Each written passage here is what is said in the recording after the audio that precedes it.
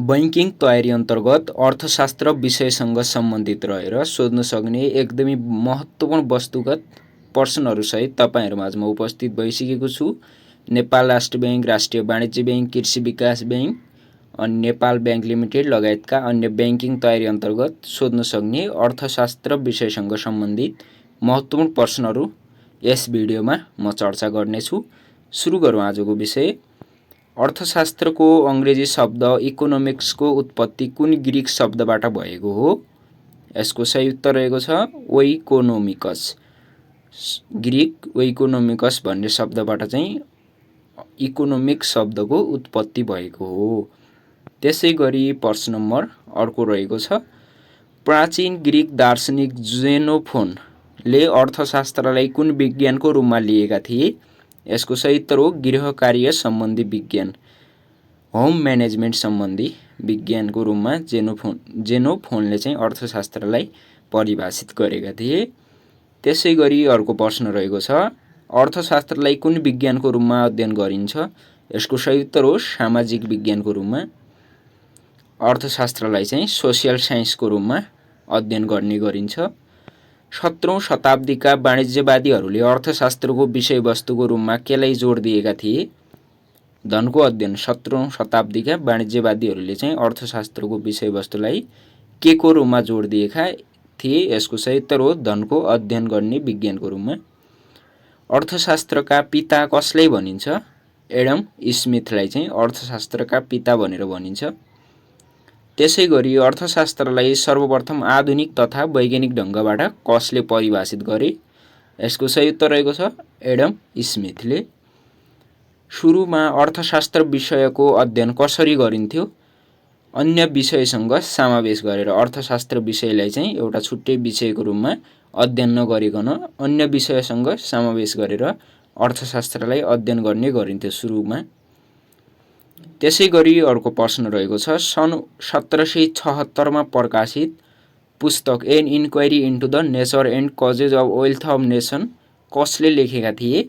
यसको सही उत्तर हो आधुनिक अर्थशास्त्री लियोनल रबिन्सले लेखेका थिए यो पुस्तक। अर्थशास्त्र धनको विज्ञान हो, यो कुन अर्थशास्त्रीको भनाइ हो? एडम स्मिथको भनाइरहेको छ अर्थशास्त्र धनको विज्ञान हो। एडम स्मिथको परिभाषालाई समर्थन गर्ने उनका अनुयायीहरू को थिए?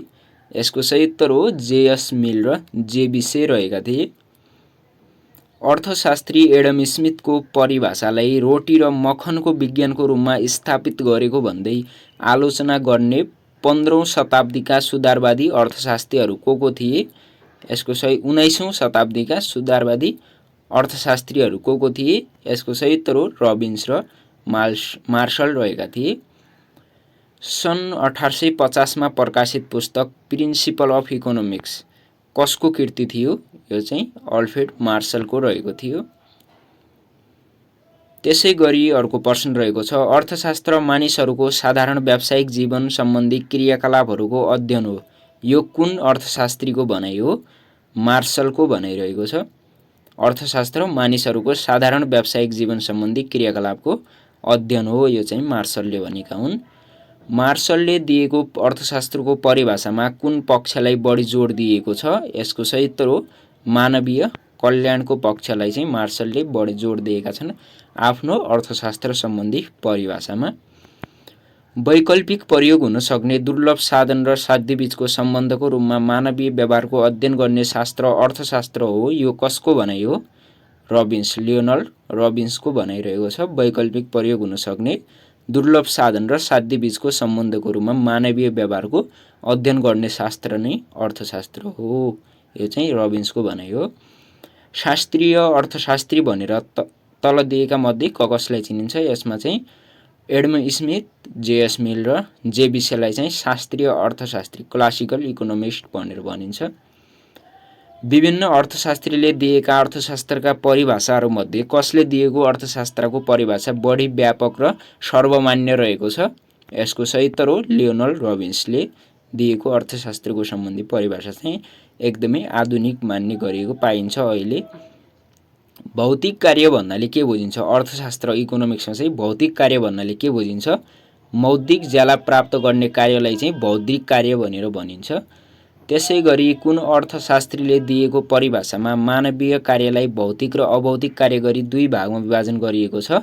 यसको सही उत्तर हो मार्सलले दिएको परिभाषामा कुन यसमा चाहिँ मानवीय कार्यलाई भौतिक र अभौतिक गरी दुई भागमा विभाजन गरिएको छ मार्सलले दिएको परिभाषा अन्तर्गत। भौतिक सुख सुविधाले मात्र मानिसको कल्याणमा वृद्धि गर्दैन भनी मार्सलको परिभाषालाई कसले आलोचना गरेका थिए? यसको सही उत्तर हो लियोनार्ड रबिन्सले मार्सलको परिभाषालाई आलोचना गरेका थिए। कसलाई आधुनिक अर्थशास्त्रीको रूपमा चिनिन्छ? लियोनार्ड रबिन्सलाई चाहिँ आधुनिक अर्थशास्त्रीको रूपमा चिनिन्छ। सन् 1932 मा प्रकाशित पुस्तक nature and significance of economic science कसको कृति हो? सन् 1932 मा प्रकाशित पुस्तक nature and significance of economic science Leonard रबिन्सको पुस्तक रहेको छ। मानिसका आवश्यकताहरू असीमित हुन्छन् तर त्यसलाई पूरा गर्ने सीमित हुन्छन्। मानिसका आवश्यकताहरू असीमित हुन्छन् तर त्यसलाई पूरा गर्ने साधनहरू चाहिँ सीमित हुन्छन् र साधनहरूको वैकल्पिक प्रयोग हुने हुनाले अर्थशास्त्रलाई छनौटको विज्ञान पनि भनिन्छ। यो कुन अर्थशास्त्रीको परिभाषासँग सम्बन्धित छ? यो चाहिँ रबिन्सको परिभाषासँग सम्बन्धित रहेको छ। भूमि, श्रम, पुँजी, सङ्गठन जस्ता साधनहरूका विशेषता र यिनीहरूसँग सम्बन्धित नियमको अध्ययन कुन विविध वस्तुभित्र समावेश गरेर गरिन्छ?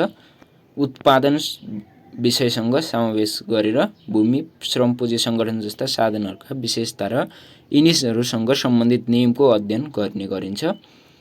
वस्तु, सेवा तथा मुद्रासँग वस्तु साटासाट गर्ने प्रणालीलाई के भनिन्छ? विनिमय। वस्तु, सेवा तथा मुद्रासँग वस्तु साटासाट गर्ने प्रणालीलाई के भनिन्छ? विनिमय भनेर भनिन्छ। कुनै वस्तुमा भएको उपयोगिता नष्ट गरेर मानवीय आवश्यकता पूरा गर्ने कार्यलाई के भनिन्छ? यसको सही उत्तर हो उपभोग भनेर भनिन्छ। मागको नियम, सीमान्त उपयोगिता ह्रास नियम जस्ता नियमहरू कुन सिद्धान्तमा आधारित छन्? उपभोगको सिद्धान्तमा आधारित रहेका छन्। ल अफ डिमान्ड, त्यस्तै law of diminishing marginal utility जस्ता नियमहरू चाहिँ उपभोगको सिद्धान्तमा आधारित सिद्धान्तहरू हुन्।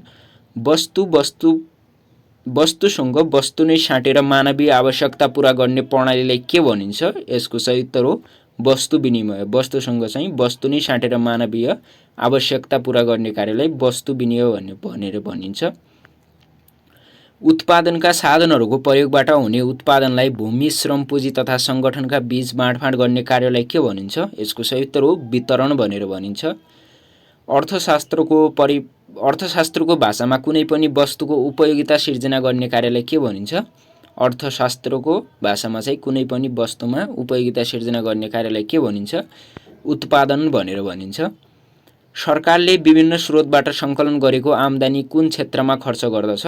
यसको सही उत्तर हो जनकल्याणका क्षेत्रमा खर्च गर्ने गर्दछ। अर्थशास्त्रका परम्परागत विषयवस्तु कतिवटा रहेका छन्? 5 वटा रहेका छन्। उपभोग, उत्पादन, विनिमय, वितरण जस्ता यी चाहिँ अर्थशास्त्रका परम्परागत विषयवस्तुहरू हुन्। मूल्य सिद्धान्तको अध्ययन केमा पर्दछ? सूक्ष्म अर्थशास्त्र, माइक्रो इकोनोमिक्समा चाहिँ मूल्य सिद्धान्त पढ्ने गर्दछ। त्यसैगरी आय, उत्पादन तथा रोजगारको सिद्धान्त अर्थशास्त्रको कुन विषयवस्तुभित्र पर्दछ? बृहत अर्थशास्त्रभित्र पर्दछ। आय, उत्पादन, रोजगारीको सिद्धान्त, आर्थिक वृद्धि लगायत अन्य विषयहरू चाहिँ बृहत अर्थशास्त्रको विषयवस्तुभित्र पर्ने गर्दछन्। कुनै पनि वैयक्तिक वा विशिष्ट आर्थिक इकाइको व्यवहारको अध्ययन अर्थशास्त्रको कुन विषयवस्तुभित्र गरिन्छ? यसको सही उत्तर हो सूक्ष्म अर्थशास्त्र, माइक्रो इकोनोमिक्स अन्तर्गत चाहिँ। जस्तै कुनै व्यक्तिको एउटा सिङ्गल युनिट अथवा विशिष्ट आर्थिक इकाइ, कुनै एउटा पार्टिकुलर युनिटहरू यस्ता विषयवस्तुहरू चाहिँ सूक्ष्म अर्थशास्त्रभित्र अध्ययन गर्ने विषयवस्तुहरू हुन्। कुल बचत, कुल उत्पादन, कुल रोजगार जस्ता पक्षहरूको अध्ययन अर्थशास्त्रको कुन विषयवस्तुभित्र गरिन्छ? कुल बचत, कुल उत्पादन र कुल रोजगार जस्ता पक्षको अध्ययन अर्थशास्त्रको बृहत अर्थशास्त्रभित्र गर्ने गरिन्छ। त्यसैगरी अर्को प्रश्न रहेको छ, मूल्य सिद्धान्त सूक्ष्म अर्थशास्त्रको मुख्य औजार हो, यो भनाइ कसको हो? प्रोफेसर सुल्जको रहेको छ। त्यसैगरी व्यापक अर्थशास्त्रले त्यस्तो कुल परिमाणसित व्यवहार गर्दछ जुन व्यक्तिगत आम्दानीसँग होइन कि राष्ट्रिय आम्दानीसँग, व्यक्तिगत मूल्यसँग होइन कि सामान्य मूल्य स्तरसँग व्यक्तिगत उत्पादनसँग होइन कि राष्ट्रिय उत्पादनसँग सम्बन्धित हुन्छ। यो कसको भनाइ हो? यसको सही उत्तर रहेको छ प्रोफेसर केन्नेथ इवाट बोल्डिङको भनाइ रहेको छ। कुनै एक उपभोक्ता वा उद्योगको मात्र अध्ययन कुन विषयवस्तुभित्र गरिन्छ? यसको सही उत्तर हो सूक्ष्म अर्थशास्त्रसँग भित्र गरिन्छ। अर्थशास्त्रको कुन विषयवस्तुभित्र बजारमा वस्तु तथा सेवाको मूल्य निर्धारण सम्बन्धी अध्ययन गरिन्छ? बृहत अर्थशास्त्रभित्र रहेको छ। सूक्ष्म र बृहत अर्थशास्त्र शब्दलाई सर्वप्रथम प्रयोगमा ल्याउने व्यक्तिको हुन् रेन्जर फ्रिस रहेका छन्। सूक्ष्म र बृहत अर्थशास्त्र गरी सर्वप्रथम प्रयोगमा ल्याउने व्यक्ति रेन्जर फ्रिस रहेका छन्। सूक्ष्म अर्थशास्त्रको व्यवस्थित अध्ययन र विकासमा योगदान पुर्याउने व्यक्तिको हुन् सूक्ष्म अर्थशास्त्रको चाहिँ व्यवस्थित अध्ययन र विकासमा महत्त्वपूर्ण योगदान पुर्याउने व्यक्तिको हुन् अल्फ्रेड मार्शल रहेका छन्। बृहत अर्थशास्त्रलाई आधुनिक ढङ्गबाट व्याख्या गर्ने व्यक्तिको हुन् जेएम किन्स रहेका छन्। बृहत अर्थशास्त्रलाई चाहिँ आधुनिक ढङ्गबाट व्याख्या गर्ने इकोनोमिस्ट रहेका छन् जेएम किन्स। त्यसै गरी अर्थशास्त्र शब्दको ग्रीक शब्द ओइकोनोमिकस सर्वप्रथम कसले प्रयोग गरेका थिए? यसको सही उत्तर हो सुक्रातले सर्वप्रथम ओइकोनोमिकस शब्दको प्रयोग गरेका थिए। जेनोफोन कुन देशका दार्शनिक थिए? प्राचीन दार्शनिक जेनोफोन चाहिँ कुन देशका नागरिक हुन्? ग्रिसका रहेका छन्। थ्योरी अफ मोरल सेन्टिमेन्ट पुस्तकका लेखक को हुन्? यसको सही उत्तर हो एडम स्मिथ रहेका छन्। अर्थशास्त्र राज्य शासन व्यवस्था सम्बन्धी विज्ञान हो यो भनाइ कसको हो? कौटिल्यको रहेको छ। एडम स्मिथका अनुसार आर्थिक मानव भन्नाले कस्तो मानवलाई बुझाउँछ? एडम स्मिथका अनुसार चाहिँ इकोनोमिक ह्युमन आर्थिक मानव भन्नाले कस्ता मानवलाई बुझाउँछ? धन कमाउन प्रयत्न गर्ने नागरिकलाई चाहिँ मानवलाई चाहिँ आर्थिक मानव भनेर भनिन्छ एडम स्मिथका अनुसार। अर्थशास्त्रको विकास सम्बन्धी परिभाषा दिने अर्थशास्त्री को हुन्? पाउल ए स्यामुएल्सन रहेका छन् अर्थशास्त्रको विकास सम्बन्धी परिभाषा दिने अर्थशास्त्री। त्यसै गरी अर्को प्रश्न रहेको छ 6 जना अर्थशास्त्रीहरूको बीचमा 7 वटा मत हुन्छन् यो कसको भनाइ हो? बारबरा उटनको भनाइ रहेको छ। 6 जना अर्थशास्त्रीको बीचमा 7 वटा मत हुन्छन् भन्ने भनाइ चाहिँ बारबरा उटनको रहेको छ। ग्रीक शब्द ओइकोनोमिकस के अर्थको अर्थ कुन हो भनेको छ? ओइकोनोमिकस छ नि जुन यो इकोनोमिक शब्दको उत्पत्ति हुने शब्द यसको चाहिँ अर्थ के रहेको छ? गृह व्यवस्थापन होम म्यानेजमेन्ट रहेको छ इकोनोमिकस शब्दको अर्थ। त्यसै गरी अर्को प्रश्न रहेको छ एडम स्मिथको परिभाषाले धनलाई डौडौट प्राथमिकतामा राखेको छ। एडम स्मिथको परिभाषाले चाहिँ धनलाई डौडौट प्राथमिकतामा राखेको छ। यसको सही उत्तर हो पहिलो प्राथमिकता। एडम स्मिथको परिभाषाले चाहिँ धनलाई चाहिँ पहिलो प्राथमिकतामा राखेको छ। मानिसलाई भन्दा पनि धनलाई पहिलो प्राथमिकतामा राखेको छ। त्यसै गरी एडम स्मिथका अनुसार अर्थशास्त्रको सम्बन्ध केसँग हुन्छ? आर्थिक मानवसँग मात्र अर्थशास्त्रको सम्बन्ध हुन्छ एडम स्मिथका अनुसार। एडम स्मिथका विचारकलाई समर्थन गर्ने अर्थशास्त्रीहरू डेभिड रिकार्डो, जे बिसे, जेएस मिल, एफए वाकरहरूको समूहलाई के भनिन्छ? यसको सही उत्तर हो क्लासिकल इकोनोमिस्ट भनेर भनिन्छ यिनीहरूको समूहलाई। एडम स्मिथको परिभाषालाई के भनेर आलोचना गर्ने गरिन्छ? कुबेरको वेद। त्यसै गरी दाल भात र डुकुको विज्ञान science of bread and butter भनेर पनि भनिन्छ। धनी बन्ने विज्ञान साइन्स अफ गेटिङ रिच के भनेर आलोचना गर्ने गरिन्छ त यीहरूमध्ये यी सबै भनेर चाहिँ एडम स्मिथको परिभाषालाई आलोचना गर्ने गरेको पाइन्छ। त्यसै गरी अर्को प्रश्न रहेको छ एकदमै महत्त्वपूर्ण प्रश्न नवशास्त्रीय नियो क्लासिकल अर्थशास्त्रीको अगुवा भनेर कसलाई चिनिन्छ? अल्फ्रेड मार्शललाई चाहिँ नियो क्लासिकल अर्थशास्त्रीको अगुवा भनेर भनिन्छ। अर्थशास्त्र राष्ट्रहरूको धनको स्वरूप र त्यसको कारणहरूको खोजी हो परिभाषा कसको रहेको छ? एडम स्मिथको रहेको छ। त्यसै गरी अर्थशास्त्र त्यो विज्ञान हो जसले धनको अध्ययन गर्दछ भन्ने परिभाषा कसको हो? जेबिसेको रहेको छ। अर्थशास्त्र एकातिर धनको अध्ययन हो भने अर्कोतर्फ बढी महत्त्वपूर्ण पक्ष भनेको यो मानवीय अध्ययनको एक भाग हो भन्ने भनाइ कसको हो? अल्फ्रेड मार्शलको रहेको छ। मार्शलको परिभाषालाई के भनेर चिनिन्छ? यसको सही उत्तर हो भौतिक कल्याणको विज्ञान भनेर भनिन्छ। मार्शलले धनलाई डौडौट स्थानमा राखेका छन् दोस्रो स्थानमा। एडम स्मिथले चाहिँ धनलाई पहिलो प्राथमिकतामा राखेका छन् भने मार्शलले चाहिँ दोस्रो प्राथमिकतामा धनलाई राखेका छन्। त्यसैगरी अर्को प्रश्न रहेको छ, मार्शलका अनुसार अर्थशास्त्र कस्ता मानवसँग सम्बन्धित छ? यसको सही उत्तर हो आर्थिक मानवसँग सम्बन्धित रहेको छ। मार्शलका अनुसार अर्थशास्त्र कस्तो विज्ञान हो? आदर्श विज्ञान रहेको छ। मार्शलले मानवलाई दौडौड स्थानमा राखेका छन्, प्रथम स्थानमा, धनलाई चाहिँ दोस्रो प्रायोरिटी सेकेन्ड प्रायोरिटीमा राखेका छन् भने मानवलाई चाहिँ पहिलो प्राथमिकतामा राखेका छन्। मार्शलको परिभाषाका प्रमुख आलोचक को थिए? रबिन्स रहेका थिए, आधुनिक अर्थशास्त्री। रबिन्स कुन युगका अर्थशास्त्री हुन्? आधुनिक युगका अर्थशास्त्री हुन्। Economics is the science which studies human behaviour as a relationship between its end इन्स्कारमेन्ट्स व्हिच ह्याभ अल्टरनेटिभ युजेज। यो कसको परिभाषा हो? लियोनल रबिन्सको रहेको छ। रबिन्सको परिभाषाको मुख्य विशेषता कुन हो? असीमित आवश्यकताहरू, साधनहरूको वैकल्पिक प्रयोग, सीमित साधनहरू, यी सबै चाहिँ रबिन्सको परिभाषाका मुख्य विशेषताहरू रहेका छन्। त्यसैगरी अर्को प्रश्न रहेको छ, रबिन्सका अनुसार अर्थशास्त्र भनेको के हो? छनौटको विज्ञान। अर्थशास्त्र चाहिँ छनौटको विज्ञान, साइन्स अफ चोइस। कसका अनुसार रहेको छ? रबिन्सका अनुसार। मानवीय आवश्यकता पूरा गर्ने साधन मागको तुलनामा कम हुनुलाई के भनिन्छ? दुर्लभता भनेर भनिन्छ, स्कार्सिटी भनेर भनिन्छ। मानवीय आवश्यकता पूरा गर्ने साधन मागको तुलनामा कम हुने अवस्थालाई दुर्लभता भनेर भनिन्छ। साधनहरूको प्रचुरताले पनि आर्थिक समस्याहरू सिर्जना गर्न सक्छ भनी आलोचित परिभाषा कुन हो? यसको सही उत्तर हो दुर्लभता र छनौट सम्बन्धी परिभाषा लियोनल रबिन्सको रहेको छ।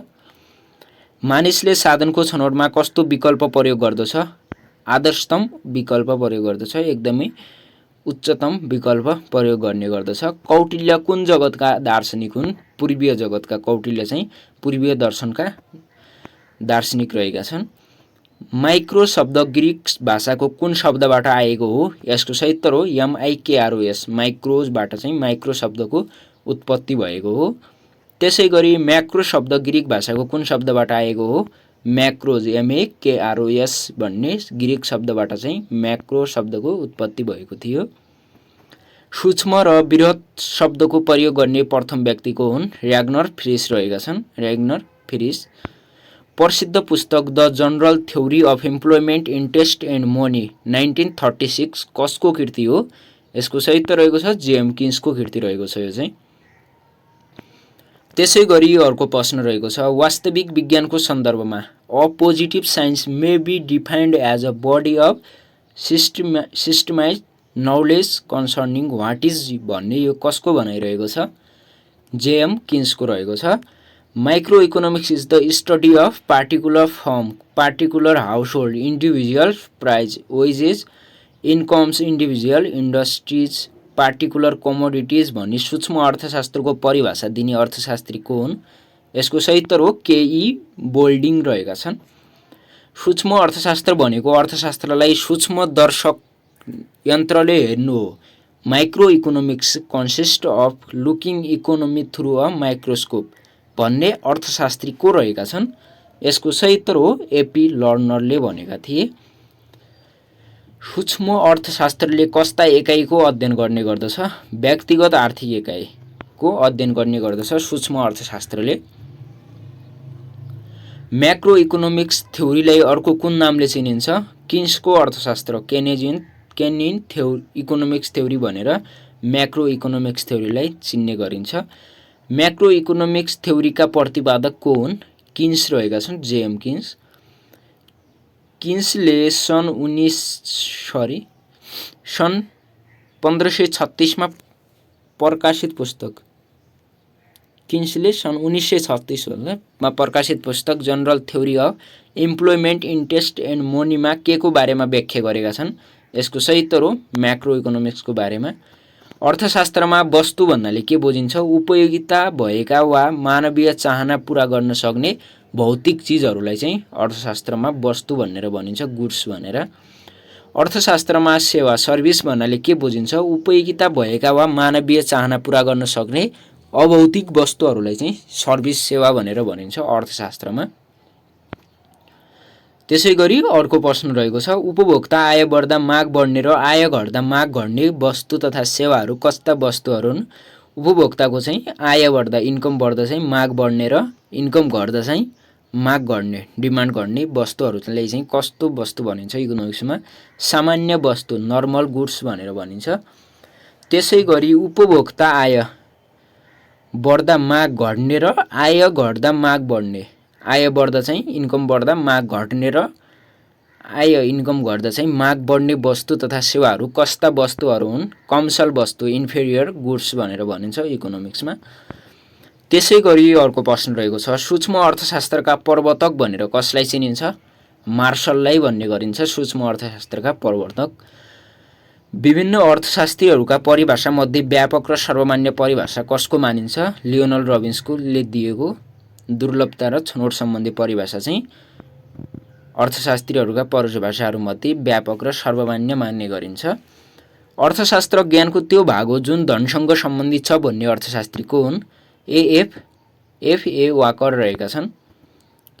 Economics is what economist does भन्ने कसको भनाइ हो? ज्याकोब भिनरको भनाइरहेको छ। Consumption is the and of production उत्पादनको उद्देश्य नै उपभोग हो भन्ने अर्थशास्त्री को हुन्? अल्फ्रेड मार्शल रहेका छन्। नेपालमा प्रथम पञ्चवर्षीय योजना कहिलेदेखि लागू भएको हो? यसको सही उत्तर हो विक्रमवत 2013बाट चाहिँ नेपालमा पहिलो पञ्चवर्षीय योजनाको लागू गरिएको थियो। त्यसै गरी नेपालको प्रथम औद्योगिक क्षेत्र कुन हो? बालाजु औद्योगिक क्षेत्र रहेको छ।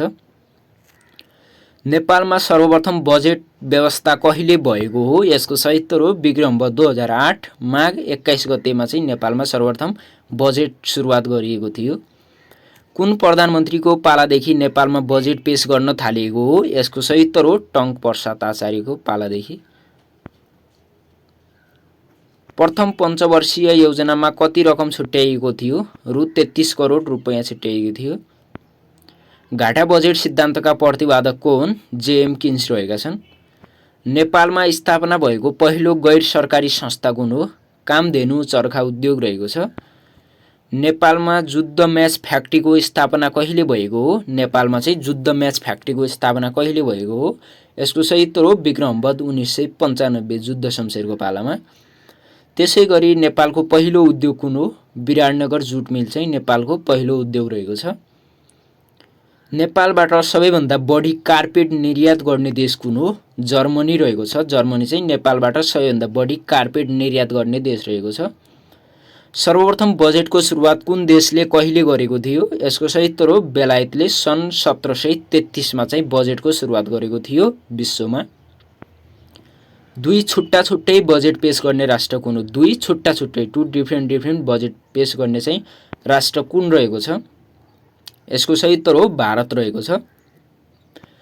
कहिलेदेखि महालेखा कार्यालय चाहिँ महालेखा नियन्त्रक कार्यालय नामाकरण गरियो? यसको सही उत्तर हो विक्रमवत 2023 वैशाख 1 गतेदेखि। बजेट भनेको सरकारी आय व्ययको लेखा हो, यो कुन अर्थशास्त्रीको भनाइ हो? इस्टनको भनाइरहेको छ। कुन सालदेखि बजेटलाई कामको आधारमा कार्यात्मक वर्गीकरण गरियो? यसको सही उत्तर हो विक्रमवत 2019 सालदेखि। विक्रमवत 2019 सालदेखि चाहिँ बजेटलाई कामको आधारमा कार्यात्मक वर्गीकरण गरिएको हो। सरकारको वार्षिक खर्चभन्दा वार्षिक आय बढी हुने बजेटलाई के भनिन्छ? बचत बजेट भनेर भनिन्छ। सरकारको वार्षिक खर्च एनुअली एक्सपेन्डिचर भन्दा चाहिँ एनुअली इन्कम बढी हुने बजेटलाई चाहिँ बचत बजेट भनेर भनिन्छ। कुन बजेटद्वारा मुद्रास्फीति सिर्जना हुन सक्छ? इन्फ्लेसन चाहिँ कुन बजेटद्वारा चाहिँ अर्थतन्त्रमा मुद्रास्फीति सिर्जना हुन सक्छ? कुन बजेटद्वारा? घाटा बजेटले चाहिँ अर्थतन्त्रमा मुद्रास्फीति निम्त्याउँछ। त्यसै गरी अर्को प्रश्न रहेको छ, बजेट राष्ट्रिय नीति तर्जुमा गर्ने मुख्य औजार हो, यो कसको भनाइ हो? फ्लेक्स ए निग्रोको भनाइरहेको छ। बजेट राष्ट्रिय नीति तर्जुमा गर्ने मुख्य औजार हो भन्ने भनाइ। त्यसै गरी आर्थिक वर्षको अन्तमा बजेट निकासामध्ये खर्च गर्न बाँकी रही सञ्चित कोषमा जम्मा गरिएको रकमलाई के भनिन्छ? यसको सही उत्तर हो फ्रिज रकम भनेर भनिन्छ। एक बजेट शीर्षकको निमित्त स्वीकृति भएको बजेट रकम अन्य बजेट शीर्षकमा खर्च गर्ने गरी सारिएको बजेटलाई के भनिन्छ? यसको सही उत्तर हो रकमान्तर भनेर भनिन्छ। एक बजेट शीर्षकको निमित्त चाहिँ स्वीकृति भएको बजेट रकम अन्य बजेट शीर्षकमा खर्च गर्ने गरी सारिएको बजेटलाई रकमान्तर भनेर भनिन्छ। बजेट कार्यकारिणीले तयार गरी स्वीकृतिको लागि कहाँ पेश गर्ने गर्दछ? यसको सही उत्तर हो संसदमा पेश गर्ने गर्दछ। बजेट शब्द कुन भाषाको कुन शब्दको अपभ्रंश हो? यसको सही उत्तर हो फ्रेन्च भाषाको बगेटबाट चाहिँ बजेट शब्दको उत्पत्ति भएको हो। कुन आर्थिक वर्षदेखि बजेटलाई साधारण र विकास बजेट गरी दुई भागमा बाँडियो? यसको सही उत्तर हो आर्थिक वर्ष 2013-14बाट चाहिँ नेपालमा बजेटलाई साधारण र विकास बजेट गरी दुई भागमा बाँडिएको हो। वर्षमा दुई पटक बजेट पेश गर्ने राष्ट्र कुन हो? फ्रान्स रहेको छ। एउटै वर्षमा चाहिँ दुई छुट्टा छुट्टै बजेट पेश गर्ने राष्ट्र भारत हो भने वर्षमा दुई पटक बजेट पेश गर्ने राष्ट्र चाहिँ फ्रान्स रहेको छ। नेपाल सहायता समूह नेपाल एड ग्रुपको स्थापना कहिले भएको हो? यसको सही उत्तर हो सन् 1976मा भएको थियो। प्लान होलिडे भन्नाले के बुझिन्छ? प्लान होलिडे भन्नाले के बुझिन्छ? अर्थतन्त्रमा योजना नबनी खाली रहेको वर्ष, योजना नबनिकन चाहिँ खाली रहेको वर्षलाई प्लान होलिडे भनेर भनिन्छ।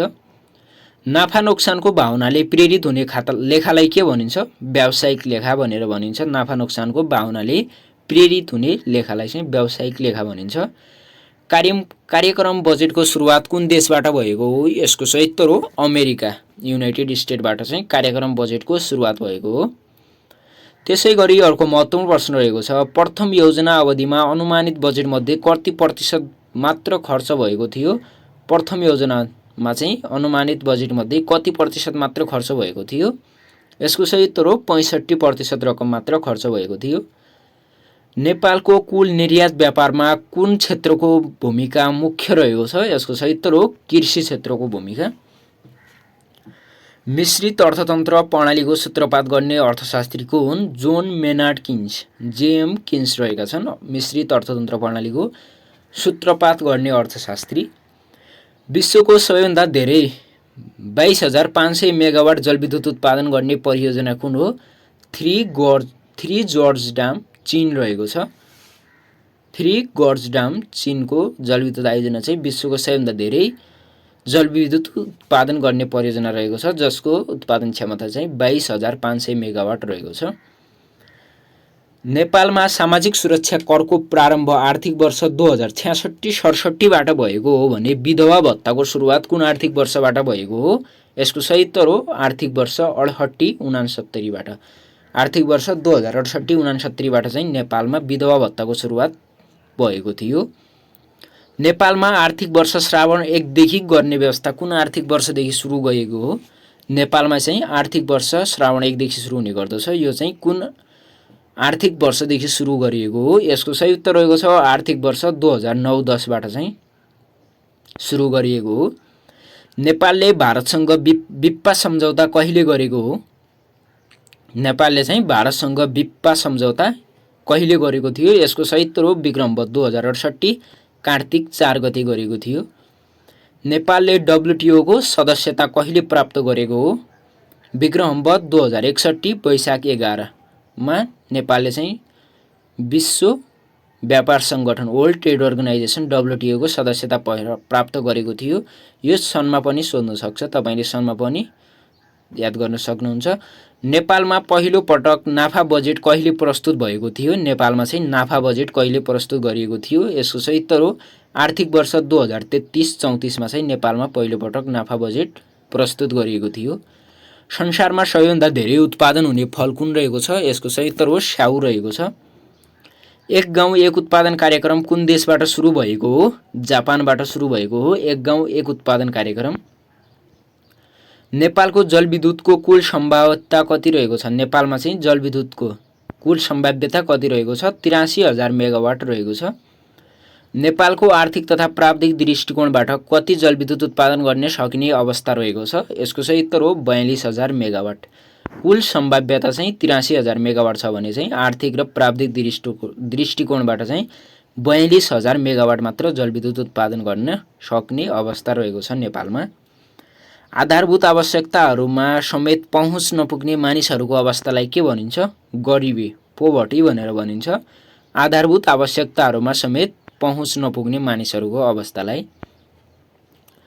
बिक्री वितरण गर्ने उद्देश्यले कच्चा पदार्थको प्रयोग गरी वस्तु तथा सेवाको उत्पादन गर्ने कार्यलाई के भनिन्छ? यसको सही उत्तर हो उद्योग, इन्डस्ट्री भनेर भनिन्छ। बिक्री वितरण गर्ने उद्देश्यले चाहिँ कच्चा पदार्थको प्रयोग गरी वस्तु तथा सेवा उत्पादन गर्ने कार्य उद्योग हो। थोरै पुँजी तथा श्रमिकहरूको उपयोग गरी स्थानीय स्तरमा उपलब्ध कच्चा पदार्थहरूको प्रयोग गरेर वस्तु तथा सेवा उत्पादन गर्ने उद्योगलाई के भनिन्छ? घरेलु उद्योग भनेर भनिन्छ।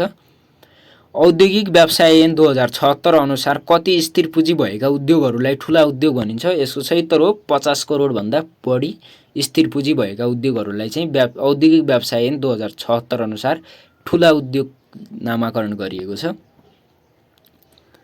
नेपालमा सर्वप्रथम हवाई सेवा कहिलेबाट सुरु भएको हो? यसको सही उत्तर हो 2006 विक्रमवत 2006 साल वैशाख 10 गतेबाट चाहिँ नेपालमा सर्वप्रथम हवाई सेवा सुरु भएको थियो।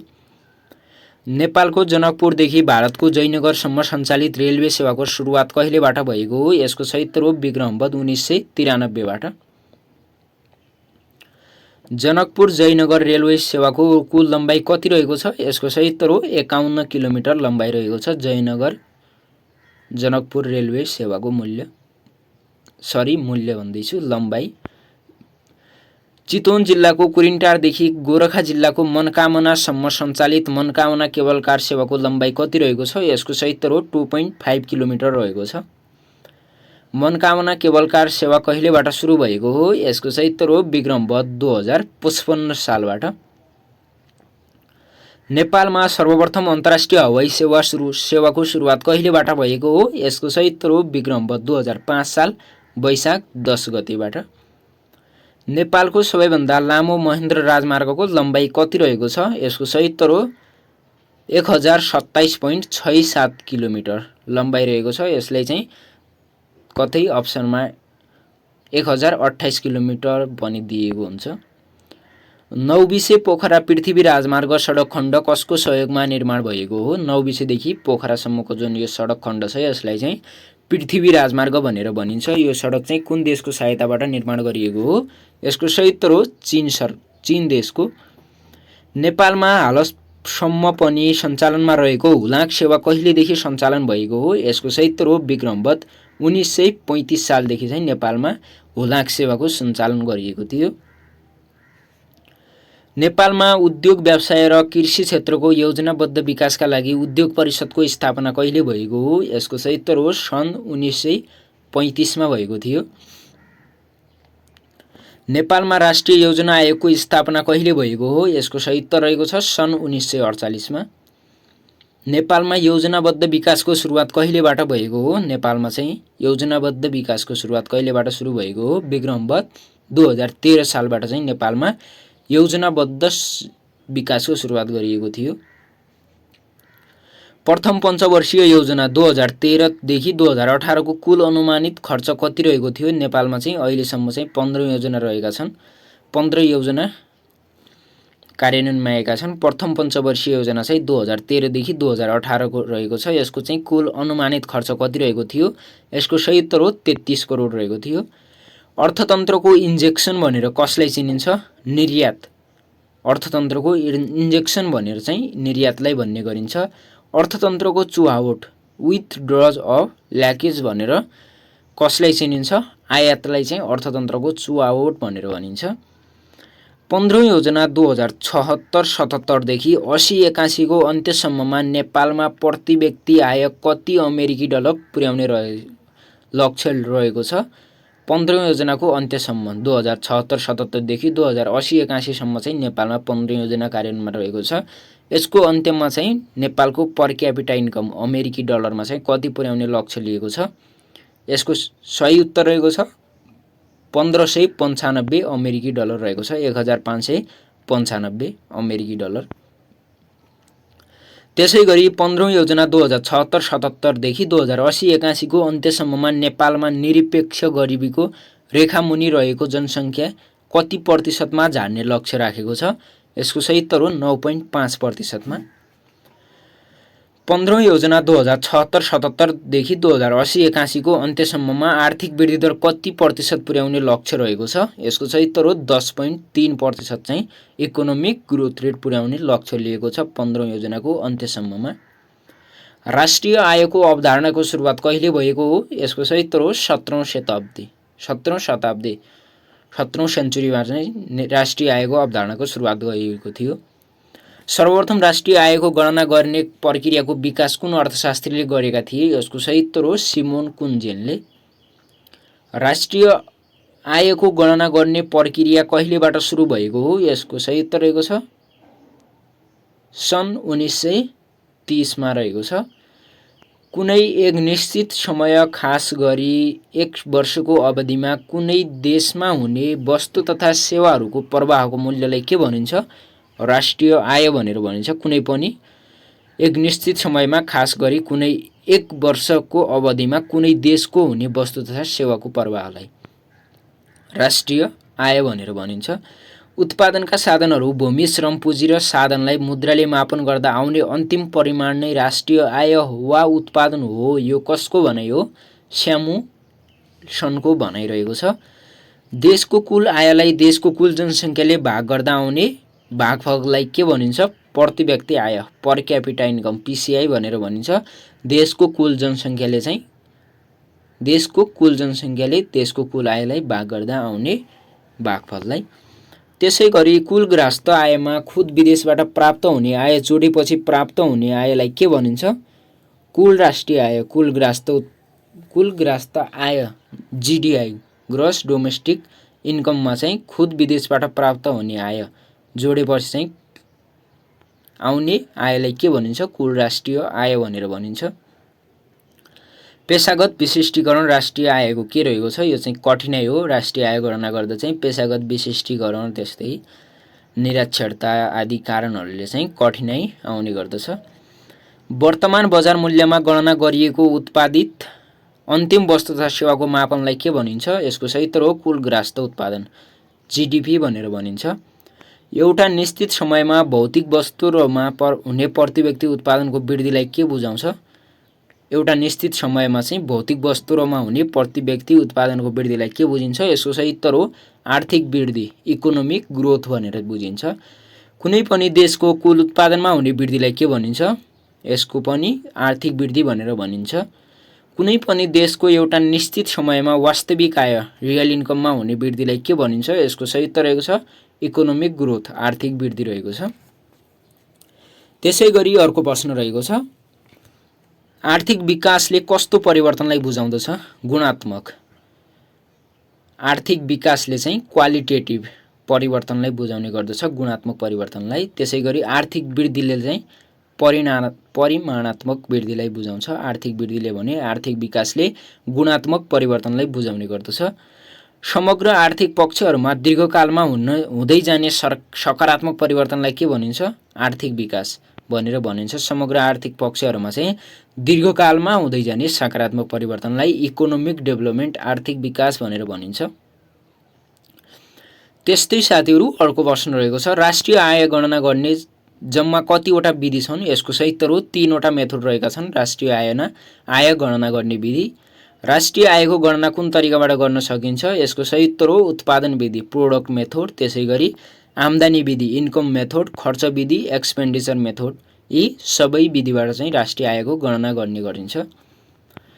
त्यसै गरी अर्थशास्त्री मार्शलले राष्ट्रिय आयलाई के का आधारमा व्याख्या गरेका छन्? उत्पादनको आधारमा।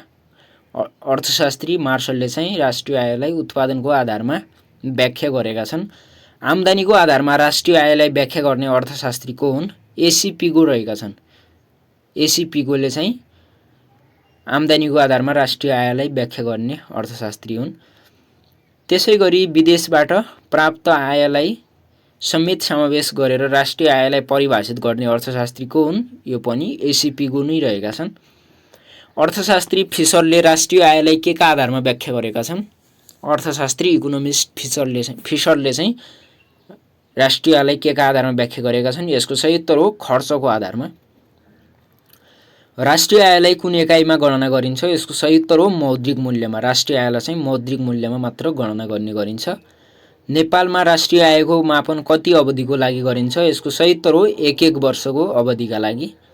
जीडीपी को पूरा रूप के रहेको छ? यसको सही उत्तर हो ग्रस डोमेस्टिक प्रोडक्ट। त्यसै गरी यस अन्तर्गत जीएनपी को पूरा रूप के हुन सक्छ? Gross national product. त्यसै गरी एनएनपी को नेट नेशनल प्रोडक्ट, एनआई को नेशनल इन्कम। यी चाहिँ विभिन्न फुल फर्म हुन्। त्यसै गरी पीआई हुन्छ पर्सनल इन्कम रहेको छ। त्यस्तै डिआई भनेको डिस्पोजल इन्कम। यी चाहिँ एकदमै महत्त्वपूर्ण फुल फर्महरू हुन्। शुल्क जरिवाना कस्तो प्रकृतिको आयको स्रोत हो? यसको सही उत्तर रहेको छ गैर कर आयको स्रोत रहेको छ। शुल्क जरिवाना गैर कर, शुल्क जरिवाना जस्ता प्रकृतिको आयको स्रोत चाहिँ गैर कर आयहरू हुन्। राष्ट्रिय गणना गर्न विकसित देशमा कुन विधि अपनाइन्छ? विकसित देशमा चाहिँ राष्ट्रिय गणना गर्न कुन विधि अपनाइन्छ? खर्च विधि अपनाइने गर्दछ। अविकसित देशमा राष्ट्रिय आय गणना गर्न कुन विधि अपनाइन्छ? उत्पादन विधि, प्रोडक्ट मेथड गणना गर्ने गरिन्छ अविकसित देशहरूमा चाहिँ। राष्ट्रको धनको अध्ययन गर्नुभन्दा राष्ट्रको गरिबीको अध्ययन गर्नु अत्यन्त जरुरी छन् भनी कसले भनेका छन्? यसको सही उत्तर हो जेएम किन्सले भनेका हुन्। आर्थिक विकासको अर्थ प्रति व्यक्ति उत्पादनमा भएको वृद्धि हो भन्ने अर्थशास्त्री को हुन्? अथर लेविसले भनेका थिए आर्थिक विकासको अर्थ प्रति व्यक्ति उत्पादनमा भएको वृद्धि हो। त्यसै गरी अर्को प्रश्न रहेको छ आर्थिक विकास बेरोजगारी, गरिबी र असमानता घट्नु हो भनी परिभाषित गर्ने अर्थशास्त्री को हुन्? इकोनोमिक डेभलपमेन्ट चाहिँ बेरोजगारी, गरिबी र असमानता घट्नु हो भनी परिभाषित गर्ने अर्थशास्त्री को हुन्? यसको सही उत्तर हो डुडली सियर्सले भनेका थिए। मानव विकास सूचक एचडिआई भन्नाले डौडौडलाई बुझाउँछ। यसको सही उत्तर हो लाइफ एक्सपेक्टेन्सी, अपेक्षित आयु। त्यसै गरी एजुकेसनल एटेनमेन्ट, शिक्षा प्राप्ति, पर क्यापिटा इन्कम, प्रति व्यक्ति आय, यी सबैलाई चाहिँ मानव विकासका सूचक भनेर भनिन्छ।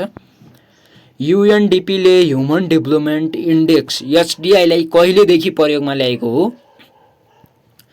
यसको सही उत्तर रहेको छ 1990। सन् 1990 देखि चाहिँ युएनडिपीले एचडिआईलाई प्रयोगमा ल्याएको हो।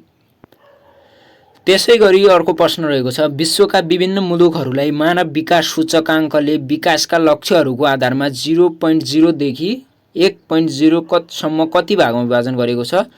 मानव विकास सूचकहरूलाई चाहिँ 0.0 देखि 1.0 सम्म कति भागमा विभाजन गर्दछ? यसको सही उत्तर हो 4 भाग रहेका छन्। मानव विकास सूचकाङ्कका श्रेणीहरू कुन कुन हुन्? 4वटा श्रेणीहरू चाहिँ के रहेका छन् यसको बारेमा हेरौँ। निम्न मानव विकास, यो चाहिँ 0 देखि 0.549 सम्म चाहिँ निम्न मानव विकास भएका मानिन्छ यो सूचकाङ्क भएका देशहरूलाई चाहिँ। त्यसै गरी मध्यम विकास भएका देशहरूको सूचकाङ्कलाई हेर्दाखेरि चाहिँ 0.550 देखि 0.699 सम्म रहेको छ। नेपाल पनि यसैमा पर्ने गर्दछ। उच्च मानव विकास 0.700 देखि 0.799 सम्म रहेको छ। त्यसै गरी अति उच्च मानव विकास 0.800 देखि 1.0 सम्म रहेको छ। नेपालमा चाहिँ हालको मानव विकास सूचकाङ्कमा चाहिँ नेपाल 146औं स्थानमा रहेको छ 0.01 सूचकाङ्कका साथ। त्यसै गरी अर्को प्रश्न हेरौँ मानव विकासको अवस्थालाई निर्देशित गर्ने तत्त्वहरूलाई के भनिन्छ? यसको सही उत्तर हो मानव विकासका सूचकाङ्क भनेर भनिन्छ। नेपालमा कहिलेदेखि बजेटमा गत वर्षको अनुमान, चालु वर्षको संशोधित अनुमान र आगामी वर्षका लागि अनुमान विवरण प्रस्तुत गर्न थालिएको हो? यसको सही उत्तर हो आर्थिक वर्ष 2013-14 देखि। नाफा कर, मालपोत कर कस्ता प्रकारका कर हुन्? नाफा कर अनि त्यसै मालपोत कर कस्ता प्रकारका कर हुन्? यी चाहिँ प्रत्यक्ष कर रहेका छन्। सैद्धान्तिक रूपले बजेट कति प्रकारका हुन्छन्? यसको सही उत्तर हो 3 प्रकारका। घाटा बजेट, बचत बजेट, त्यसै गरी सन्तुलित बजेट। घाटा बजेट भन्नाले कस्तो बजेटलाई बुझिन्छ? सरकारको आय भन्दा खर्च बढी भएको बजेटलाई चाहिँ घाटा बजेट भनेर भनिन्छ। शास्त्रीय अर्थशास्त्रीहरू कस्तो प्रकारको अर्थनीतिको पक्षमा रहेका थिए? यसको सही उत्तर हो खुला अर्थनीतिको पक्षमा। पूर्तिले मागको सिर्जना आफै गर्छ यो भनाइ कसको रहेको छ? जेबिसेको रहेको छ। मिश्रित अर्थव्यवस्थाको अवधारणा कसको हो? जेएम किन्सको रहेको छ। त्यसै गरी अर्को प्रश्न रहेको छ सफ्ट लोन भन्नाले के बुझिन्छ? यसको सही उत्तर हो बजार ब्याज दर भन्दा कम ब्याज तिर्नुपर्ने ऋणलाई चाहिँ सफ्ट लोन भनेर भनिन्छ। करको भार र करको असर एउटै व्यक्तिमा पर्दछ भने त्यस्तो करलाई कुन कर भनिन्छ? यसको सही उत्तर हो प्रत्यक्ष कर, डाइरेक्ट ट्याक्स भनेर भनिन्छ। करको भार र करको असर एउटै व्यक्तिमा पर्ने करलाई। आडम स्मिथका अनुसार करका सिद्धान्त कति प्रकारका छन्? यसको सही उत्तर हो 4 प्रकारका रहेका छन्। प्रगतिशील कर भन्नाले कस्तो कर बुझाउँछ? यसको सही उत्तर हो आम्दानीको स्तर वृद्धिसँगै करको दरमा वृद्धि हुँदै जानुलाई चाहिँ प्रगतिशील कर भन्नाले बुझिन्छ। आम्दानी वृद्धि भयो भने चाहिँ करको दर पनि वृद्धि हुनेलाई चाहिँ प्रगतिशील कर भनिन्छ। त्यसै गरी अधोगामी कर भन्नाले कस्तो प्रकारको करलाई बुझाउँछ? अधोगामी भनेको चाहिँ आयमा वृद्धि हुँदै जाँदा करको दरमा पनि वृद्धि हुने र निश्चित आय स्तरमा पछि करको दर घट्ने। आयमा वृद्धि हुँदै जाँदाखेरि चाहिँ करको दरमा पनि वृद्धि हुने र निश्चित आय एउटा निश्चित बिन्दुमा आय पुगेपछि चाहिँ करको दर घट्ने गर्दछ। यसलाई चाहिँ अधोगामी कर भनेर भनिन्छ। देशको आयको असमानता कम गर्नका लागि कस्तो प्रकारको कर बढी प्रभावकारी हुन्छ? यसको सही उत्तर हो प्रगतिशील कर। खर्चको प्रकृतिका आधारमा सार्वजनिक खर्चलाई कति भागमा विभाजन गरिन्छ? यसको सही उत्तर हो 2 भागमा। सर्वप्रथम बजेट प्रथाको सुरु गर्ने देश कुन रहेको छ? यसको सही उत्तर हो बेलायत रहेको छ। बेलायतमा सर्वप्रथम कहिले बजेट प्रस्तुत गरिएको थियो? यसको सही उत्तर हो सन् 1733 मा। धन सम्पत्तिमा लगाइने कर कस्तो प्रकृतिको कर हो? प्रत्यक्ष डाइरेक्ट ट्याक्स रहेको छ। सरकारले प्राप्त गर्ने अनुदान उपहार कस्तो प्रकारको आय हो? गैर कर आय रहेको छ। त्यसै गरी यदि करको भारको व्यक्तिलाई सार्न सकिन्छ भने त्यस्तो करलाई कस्तो प्रकारको कर भनिन्छ? अप्रत्यक्ष कर इन्डाइरेक्ट ट्याक्स भनेर भनिन्छ। यदि करको भारको व्यक्तिलाई सार्न मिल्दैन भने त्यस्तो करलाई के कस्तो कर भनिन्छ? प्रत्यक्ष कर भनिन्छ। आम्दानीको स्तर वृद्धिसँगै करको दर घट्दै जाने करलाई कस्तो कर भनिन्छ? प्रतिगामी कर भनेर भनिन्छ। आम्दानीको स्तर चाहिँ वृद्धिसँगै करको दर पनि घट्दै जाने करको प्रकारलाई चाहिँ प्रतिगामी कर भनेर भनिन्छ। कस्तो करलाई अधोगामी कर भनिन्छ? आम्दानी बढ्दै जाँदा सुरुमा करको दर पनि बढ्ने तर निश्चित बिन्दुमा पुगेपछि करको दर घट्ने करलाई चाहिँ अधोगामी कर भनेर भनिन्छ। उच्च आय हुनेलाई कम दरको र कम आय हुनेलाई बढी दरको कर लगाइन्छ भने यस्तो करलाई के भनिन्छ? प्रतिगामी। उच्च आय हुनेलाई चाहिँ कम दर र कम आय हुनेलाई बढी दरको कर लगाइन्छ भने यसलाई प्रतिगामी कर भनेर भनिन्छ। समाजमा आर्थिक असमानता घटाउन कस्तो प्रकारको कर लगाउन उपयुक्त हुन्छ? समाजमा चाहिँ असमानता इनइक्वालिटीलाई हटाउनलाई चाहिँ कस्तो प्रकारको कर लगाउन उपयुक्त हुन्छ? यसको सही उत्तर हो प्रगतिशील कर। प्रशासनिक दृष्टिले कस्तो प्रकारको कर सरल मानिन्छ? यसको सही उत्तर हो समानुपातिक कर। वस्तुमा लगाइने कर कस्तो प्रकारको कर हो? अप्रत्यक्ष कर। वस्तुमा लगाइने कर चाहिँ कस्तो प्रकारको कर हो? अप्रत्यक्ष कर रहेको छ। सामाजिक दृष्टिले कुन कर राम्रो मानिन्छ? सामाजिक दृष्टिले चाहिँ प्रगतिशील कर राम्रो मानिने गर्दछ। सडक निर्माणमा भएको खर्च कस्तो प्रकृतिको खर्च हो? यसको सही उत्तर हो पुँजीगत खर्च। सडक निर्माणमा भएको खर्च चाहिँ पुँजीगत खर्च हो। सडक निर्माणमा भएको खर्च पुँजीगत खर्च हो भने सडक अनुगमनमा जाने सरकारी कर्मचारीको तलबमा भएको खर्च कस्तो प्रकृतिको खर्च हो? यसको सही उत्तर रहेको छ चालु खर्च करेन्ट एक्सपेन्डिचर हो। सरकारी कर्मचारीको तलबमा भएको खर्च चाहिँ चालु खर्च रहेको छ।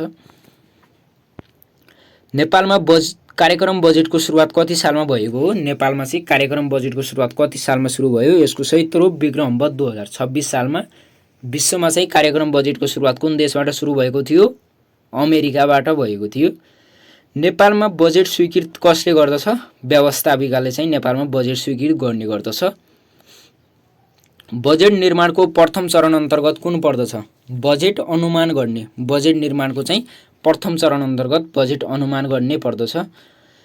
नेपालमा बजेटलाई चालु खर्च, पुँजीगत खर्च र वित्तीय व्यवस्था गरी कहिलेदेखि विभाजन गरिएको हो? आर्थिक वर्ष 2068-69 बाट नेपालमा चाहिँ बजेटलाई चालु खर्च, पुँजीगत खर्च र वित्तीय व्यवस्था गरी 3 भागमा विभाजन गरिएको थियो 2068-69 को आर्थिक वर्षदेखि।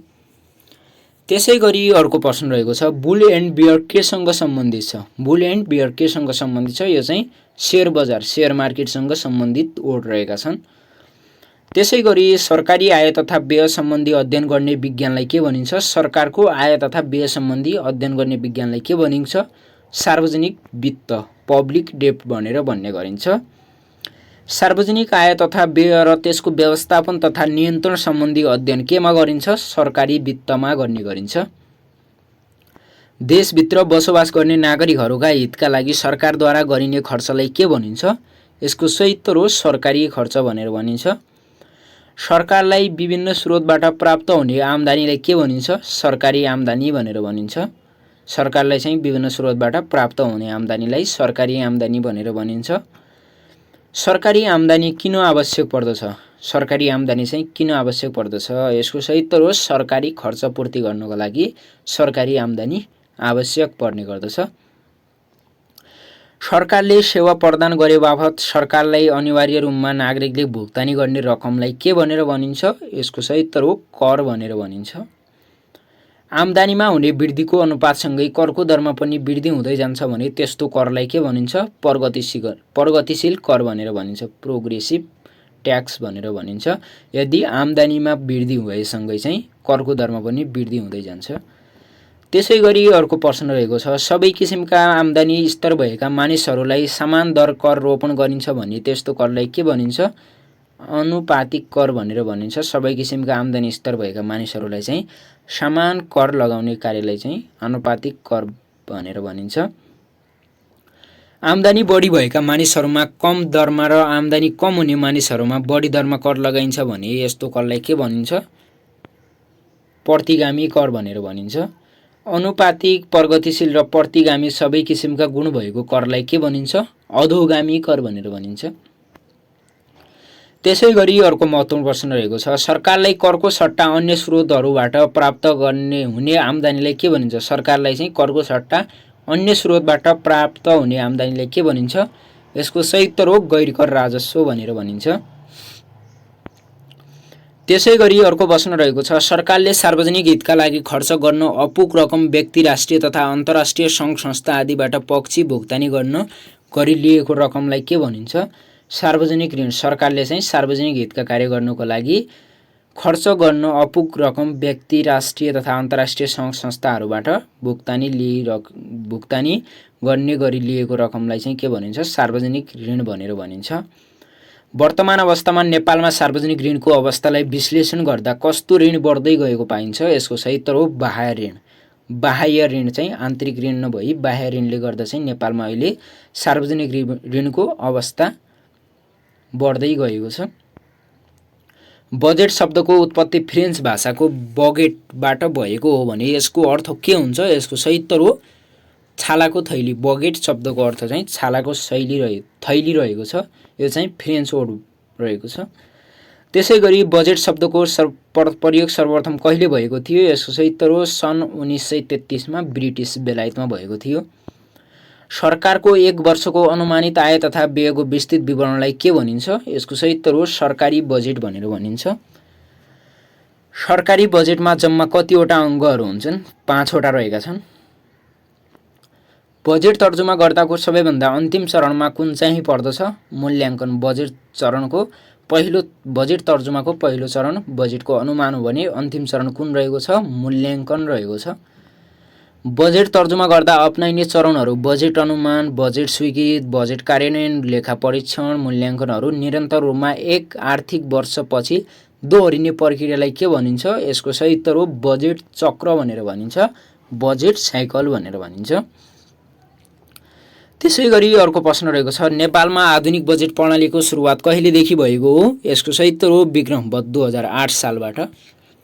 विक्रमवत 2008 सालमा सर्वप्रथम बजेट घोषणा गर्दा प्रधानमन्त्री को रहेका थिए? यसको सही उत्तर हो मार्तिका प्रसाद कोइराला चाहिँ नेपालको प्रधानमन्त्री रहेका थिए विक्रमवत 2008 सालमा चाहिँ बजेट घोषणा गर्दा।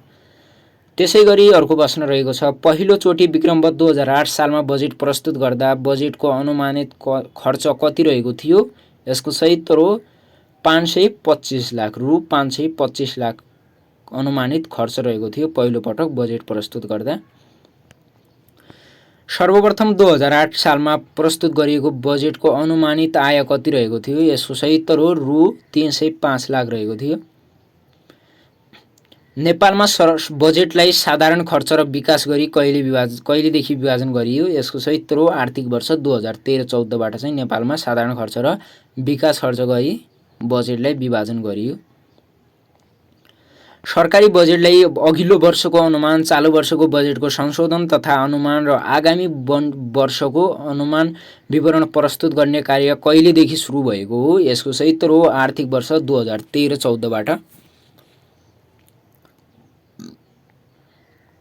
नेपालमा कार्यमूलक बजेट प्रणालीको सुरुवात कहिलेबाट भएको हो? नेपालमा चाहिँ कार्यमूलक बजेट प्रणालीको सुरुवात कुन आर्थिक वर्षबाट भएको हो? यसको सही उत्तर हो आर्थिक वर्ष 2026-27बाट। नेपालको बजेट तर्जुमा नेपाली मुद्रामा मात्र गर्ने कार्य कहिलेबाट थालिएको हो? यसको सही उत्तर हो आर्थिक वर्ष विक्रमवत 2016-17बाट चाहिँ नेपालको बजेट नेपाली मुद्रामा मात्र गर्ने कार्यको थालनी भएको हो आर्थिक वर्ष 2016-17बाट। त्यसै गरी अर्को प्रश्न रहेको छ नेपालको इतिहासमा सन्तुलित बजेट कहिले प्रस्तुत गरिएको थियो? यसको सही उत्तर हो आर्थिक वर्ष 2009-10मा चाहिँ नेपालमा सन्तुलित बजेट प्रस्तुत गरिएको थियो। नेपालको इतिहासमा सर्वप्रथम कहिले नाफा बजेट प्रस्तुत गरियो? यसको सही उत्तर हो आर्थिक वर्ष 2033-34मा चाहिँ नेपालमा सर्वप्रथम नाफा बजेट प्रस्तुत गरिएको थियो। नेपालमा हालसम्म सबैभन्दा बढी पटक बजेट प्रस्तुत गर्ने अर्थमन्त्री को हुन्? यसको सही उत्तर हो महेश आचार्य, 7 पटक बजेट प्रस्तुत गरेका छन् उनले चाहिँ। नेपालमा बजेटलाई साधारण र विकास बजेटको सट्टा चालु खर्च, पुँजीगत खर्च र समाभुक्तानी गरी विभाजन कहिले गरिएको थियो? यसको सही उत्तर हो आर्थिक वर्ष 2061-62मा। नेपालमा सर्वप्रथम बजेट प्रस्तुत कसले गरेका थिए? सुवर्ण शमशेर, तत्कालीन अर्थमन्त्री सुवर्ण शमशेरले चाहिँ नेपालमा सर्वप्रथम बजेट प्रस्तुत गरेका थिए 2008 सालमा। नेपालको ठुलो औद्योगिक क्षेत्र कुन रहेको छ? हेटौडा औद्योगिक क्षेत्र, जुन चाहिँ 2829 हेक्टरमा फैलिएको छ। त्यसै गरी अर्को प्रश्न रहेको छ नेपालको सानो औद्योगिक क्षेत्र कुन हो? यसको सही उत्तर हो धनकुटा औद्योगिक क्षेत्र, यसको चाहिँ 63 हेक्टर क्षेत्रफल रहेको छ। नेपालको पहिलो औद्योगिक क्षेत्र कुन हो? बालाजु औद्योगिक क्षेत्र, यसको चाहिँ स्थापना विक्रमवत 2016 सालमा भएको थियो। धेरैलाई रोजगार दिने औद्योगिक क्षेत्र कुन हो? नेपालमा चाहिँ आजकल धेरैलाई रोजगारी दिने औद्योगिक क्षेत्र कुन रहेको छ? बालाजु औद्योगिक क्षेत्र। नेपालको सञ्चालितमा रहेका औद्योगिक क्षेत्र कति रहेका छन्? नेपालमा चाहिँ सञ्चालितमा रहेका औद्योगिक क्षेत्र कति रहेका छन्? 10 वटा रहेका छन्। नेपालमा कुल 11 वटा औद्योगिक क्षेत्र छन् भने धनकुटा चाहिँ सञ्चालनमा रहेको छैन। त्यसै गरी अर्को प्रश्न रहेको छ जीडीपीमा उद्योग क्षेत्रको योगदान कति रहेको छ? यो चाहिँ 79-80 को तथ्याङ्कको अनुसार हो। जीडीपीमा चाहिँ उद्योग क्षेत्रको योगदान कति रहेको छ? यसको सही उत्तर हो 5.3% रहेको छ। नेपालमा उद्योग दिवस कहिले मनाइन्छ? नेपालमा चाहिँ उद्योग दिवस कहिले मनाइने गर्दछ? यसको सही उत्तर हो मङ्सिर 9मा मनाइन्छ। 2029 साल मङ्सिर 9मा उद्योग परिषदको स्थापना भएको थियो। यसैको सम्झनामा चाहिँ मङ्सिर 9मा नेपालमा उद्योग दिवस मनाइने गर्दछ। उद्योग दिवस कहिलेबाट मनाउन थालिएको हो? यसको सही उत्तर हो विक्रमवत 2072बाट। 2071 चैत 20 मन्त्री परिषदको निर्णय अनुसार चाहिँ 2072 सालबाट नेपालमा उद्योग दिवस मनाउन थालिएको हो। औद्योगिक गणनाको सुरुवात कहिलेबाट थालिएको हो? यसको सही उत्तर हो विक्रमवत 2022बाट। औद्योगिक गणना चाहिँ 5 वर्षमा गर्ने गरिन्छ। नेपालको पहिलो उद्योग कुन हो? विराटनगर जुट मिल। नेपालको पहिलो औद्योगिक क्षेत्र चाहिँ बालाजु औद्योगिक क्षेत्र हो भने उद्योग चाहिँ विराटनगर जुट मिल रहेको छ। नेपालमा बढी लगानी गर्ने देश क्रमश नेपालमा चाहिँ बढी आर्थिक लगानी गर्ने देशहरू चीन पहिलो रहेको छ, त्यसपछि भारत, त्यसपछि अमेरिका, त्यसपछि बेलायत र त्यसपछि दक्षिण कोरिया गरी क्रमश यी देशहरू चाहिँ नेपालमा बढी लगानी गर्ने देशहरू रहेका छन्। त्यसै गरी उद्योगमा अविकसित क्षेत्र जिल्ला कतिवटा रहेका छन्? नेपालमा चाहिँ उद्योगमा चाहिँ अति अविकसित क्षेत्र जिल्ला कतिवटा रहेका छन्? यसको सही उत्तर हो 23 वटा जिल्ला रहेका छन्। उद्योगमा कम विकसित क्षेत्र जिल्ला कतिवटा रहेका छन्? 20 वटा रहेका छन्। कम विकसित क्षेत्र जिल्ला उद्योगमा चाहिँ 20 वटा। त्यसै गरी उद्योगमा अविकसित क्षेत्र जिल्ला कतिवटा रहेका छन्? यसको सही उत्तर हो 18 वटा रहेका छन्। सरकारी स्तरमा नेपाल कपडा र घरेलु इलम प्रचार अड्डाको स्थापना कहिले गरियो? सरकारी स्तरमा चाहिँ नेपाल कपडा र घरेलु इलम प्रचार अड्डाको स्थापना कहिले गरिएको हो? यसको सही उत्तर रहेको छ विक्रमवत 1996 सालमा गरिएको थियो। औद्योगिक प्रवर्धन बोर्डको अध्यक्ष को हुने व्यवस्था रहेको छ? उद्योग मन्त्री वा राज्य मन्त्री हुने व्यवस्था रहेको छ। उद्योग तथा लगानी प्रवर्धन बोर्डको अध्यक्ष को हुने व्यवस्था छ? प्रधानमन्त्री प्राइम मिनिस्टर हुने व्यवस्था रहेको छ। उद्योग तथा प्रवर्धन उद्योग तथा लगानी प्रवर्धन बोर्डको अध्यक्ष चाहिँ प्रधानमन्त्री हुने व्यवस्था रहेको छ। त्यसैगरी राष्ट्रिय लघु उद्यम घरेलु तथा साना उद्योग प्रवर्धन बोर्डको अध्यक्ष को हुने व्यवस्था रहेको छ। यसको सही उत्तर हो उद्योग राज्य मन्त्री हुने व्यवस्था रहेको छ।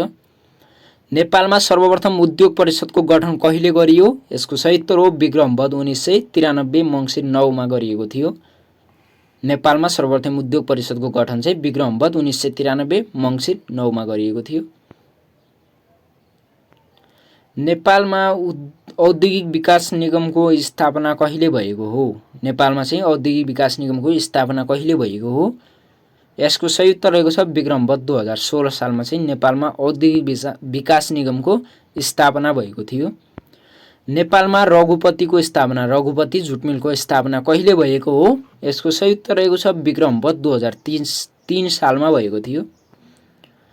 औद्योगिक विकास ऐन 2049 कहिलेदेखि लागू भयो? यसको सही उत्तर हो विक्रमवत 2049 7 महिना 27 गतेबाट चाहिँ औद्योगिक विकास ऐन 2049 लागू गरिएको थियो। त्यस्तै साथीहरू अर्को प्रश्न रहेको छ औद्योगिक नीति 2067 कहिले सार्वजनिक भयो? औद्योगिक नीति 2067 चाहिँ कहिले सार्वजनिक भयो? यसको सही उत्तर हो विक्रमवत 2067 जेठ 2 गते सार्वजनिक भएको थियो। नेपालमा उद्योगका संस्थापक कसलाई मानिन्छ? नेपालमा चाहिँ उद्योगका संस्थापक कसलाई मानिन्छ? जुद्ध शमशेरलाई मान्ने गरिन्छ। उनकै पालामा नेपालमा विराटनगर जुट मिलको स्थापना भएको थियो। त्यसैगरी जुद्ध म्याच फ्याक्ट्रीको स्थापना भएको थियो। नेपालमा व्यवसाय विकास केन्द्रको स्थापना कहिले भयो? यसको सही उत्तर हो विक्रमवत 2068 सालमा चाहिँ नेपालमा व्यवसाय विकास केन्द्रको स्थापना भएको थियो। नेपालको पहिलो उद्योग मन्त्री को हुन्? नेपालको पहिलो उद्योग मन्त्री चाहिँ गणेशमान सिंह रहेका छन्। नेपालको पहिलो नेपाल बैंक लिमिटेड नेपालको चाहिँ पहिलो बैंक नेपाल बैंक लिमिटेडको स्थापना कहिले भएको हो? यसको सही उत्तर रहेको छ विक्रमवत 1994 कार्तिक 30 मा चाहिँ नेपाल बैंक लिमिटेडको स्थापना भएको थियो। नेपाल बैंक लिमिटेडको स्थापना हुँदा नेपालका प्रधानमन्त्री को थिए? यसको सही उत्तर रहेको छ जुद्ध शमशेर रहेका थिए र राजा त्रिभुवन रहेका थिए। नेपाल बैंक लिमिटेडको स्थापना हुँदा चाहिँ नेपालका प्रधानमन्त्री जुद्ध शमशेर र राजा त्रिभुवन रहेका थिए। कम्पनी ऐन सर्वप्रथम कहिले जारी गरियो? नेपालमा चाहिँ कम्पनी ऐन सर्वप्रथम कहिले जारी गरियो? यसको सही उत्तर रहेको छ विक्रमवत 1993 सालमा नेपालमा सर्वप्रथम कम्पनी ऐन जारी गरिएको थियो। यी त थिए अर्थशास्त्र विषयसँग सम्बन्धित रहेर ब्याङ्किङ तयारी अन्तर्गत सोध्न सक्ने एकदमै महत्त्वपूर्ण प्रश्नहरू। यस्तै अन्य महत्त्वपूर्ण जानकारीको लागि च्यानललाई सेयर सब्स्क्राइब भिडियोमा लाइक कमेन्ट गर्न नबिर्सिनु होला। हस्त धन्यवाद।